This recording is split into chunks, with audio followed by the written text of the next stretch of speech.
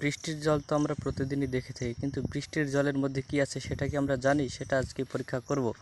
চলো দেখা যাক। আপনাদেরকে আজকে দেখাতে চলেছি বৃষ্টির জলের মধ্যে কি থাকে।